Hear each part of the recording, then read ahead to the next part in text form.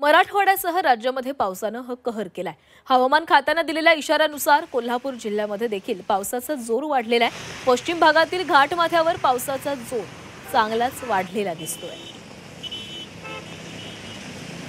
तर मराठवाड्यासह राज्यात पावसानं कहर केलेला आहे। हवामान खात्याने दिलेल्या इशाऱ्यानुसार कोल्हापूर जिल्ह्यात देखील पावसाचा जोर वाढलाय।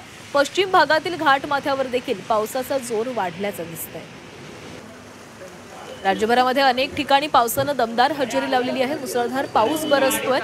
अनेक भागांमध्ये हवामान विभागानं आज पावसाचा इशारा देखील दिलेला आहे। मुसळधार ते अतिमुसळधार पाऊस बरसेल असाही इशारा हवामान खात्याने दिलाय।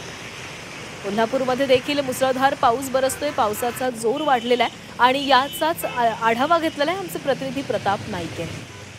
हवामान खात्याने दिलेल्या अलर्टनुसार कोल्हापूर जिल्ह्यात देखील मुसळधार पावसाला सुरुवात झालेली आहे। त्याची दृश्य आपण बघू शकतो। एकूणच आपण पाहतोय की काल रात्रीपासून कोल्हापूर जिल्ह्यात मुसळधार पाऊस कोसळतोय। विशेषतः घाटमाथ्यावर हा पाऊस मोठ्या प्रमाणात आपल्याला पाहायला मिळतोय। हवामान खात्याने कोल्हापूर जिल्ह्यासाठी 3 दिवस अलर्ट दिलेला आहे। त्यापैकी 2 दिवस हा ऑरेंज अलर्ट देण्यात आलेला आहे। त्यामुळे आपण पाहतोय की पाऊस जो आहे तो सतत कोसळताना दिसतोय।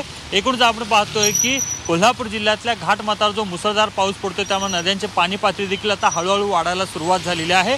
मराठवाडा असेल, सोलापूर असेल, या परिसरात अतिवृष्टी झाल्यानंतर आता आपण पाहतो की पश्चिम महाराष्ट्रातील घाटमाथ्यावर जे जिल्हे आहेत त्या ठिकाणी मोठ्या प्रमाणात पाऊस कोसळताना दिसतोय। विशेषतः करवीर निवासिनी आई अंबाबाईच्या दर्शनाला राज्यभरातून देशातून लाखो भाविक येतात।